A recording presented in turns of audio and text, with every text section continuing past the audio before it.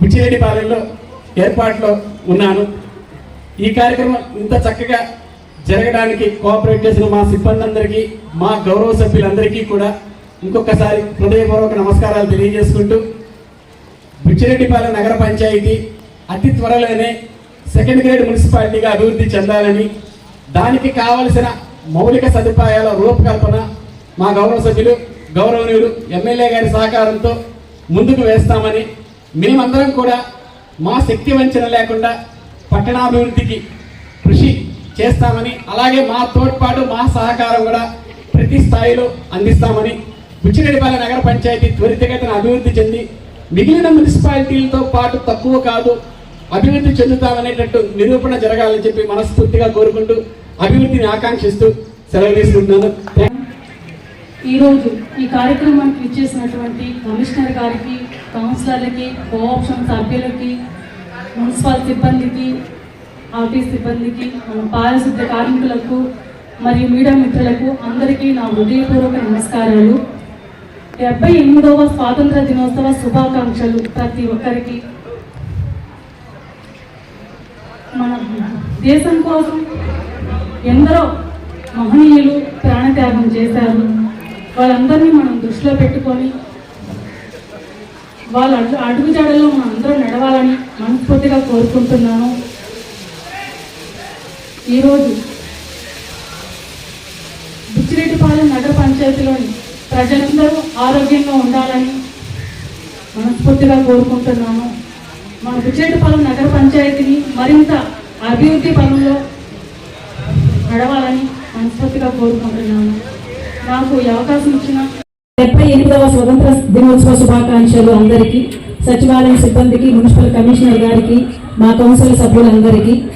భారతదేశానికి స్వాతంత్రం తెచ్చేందుకు అనేక మహానుభావులు అనేక ప్రాణత్యాగాలు చేసి ఆగస్టు 15, 1947వ సంవత్సరం మనకు స్వతంత్రం తీసుకొచ్చారు. ఈ సంవత్సరం మన భారత ప్రభుత్వం ఈ స్వతంత్ర దినోత్సవాన్ని వికసిత్ భారత్ 2047గా సెలబ్రేషన్స్ చేసుకోవాలని నిర్ణయించారు. వికసిత్ భారత్ 27 అంటే 2047వ సంవత్సరం నాటికి మనకు భారతదేశానికి స్వతంత్రం వచ్చి 100 ఏళ్ళు అవుతుంది. సో ఈ 100 ఏళ్ల సంవత్సరం నాటికి మన భారతదేశం అభివృద్ధి దేశంగా రూపొందాలని మొన్న బడ్జెట్ లో కూడా చాలా సంస్కరణలు, రిఫార్మ్స్ అవన్నీ తీసుకొచ్చారు. మన స్వతంత్రం వచ్చినప్పటి నుంచి చాలా విజయాలు సాధించాం మనం. విద్యా రంగంలో కావచ్చు, వైద్య రంగంలో కావచ్చు, సైన్స్ అండ్ టెక్నాలజీ పరంగా కావచ్చు, అన్ని సంస్కరణలు తీసుకొచ్చాం, చాలా విజయాలు సాధించాం. కానీ ఈ విజయాలు మన భారతదేశ అభివృద్ధికి ఇంకా కావాలి. సో భారతదేశం అభివృద్ధి చెందాలి అని అంటే బెటర్ లైఫ్స్ మన పౌరులకి అందించాలి, బెటర్ ఎడ్యుకేషన్ ఇవ్వాలి, అండ్ బెటర్ రిఫార్మ్స్ కలగజేయాలి, పేదలకు కనీస వసతులు మనం కల్పించాలి.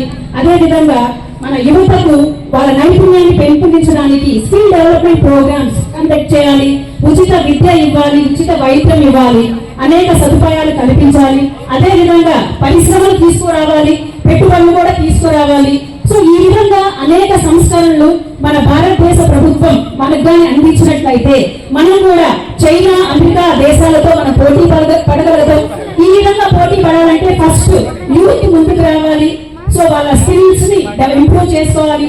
ప్రతి ఒక్క ఛాలెంజ్ ని దీటుగా సమాధానం చెప్పి మనమందరమే ఒక సమిష్టి కృషితో పనిచేసి మన భారతదేశాన్ని అభివృద్ధి పదంలో ముందుకు తీసుకుపోవాలని నేను కోరుకుంటున్నాను.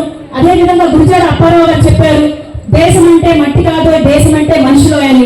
సో బెటర్ నేషన్ మనం నిర్మించడానికి బెటర్ లైఫ్స్ మనం ఇవ్వాలి ప్రతి భారత పౌరులకి.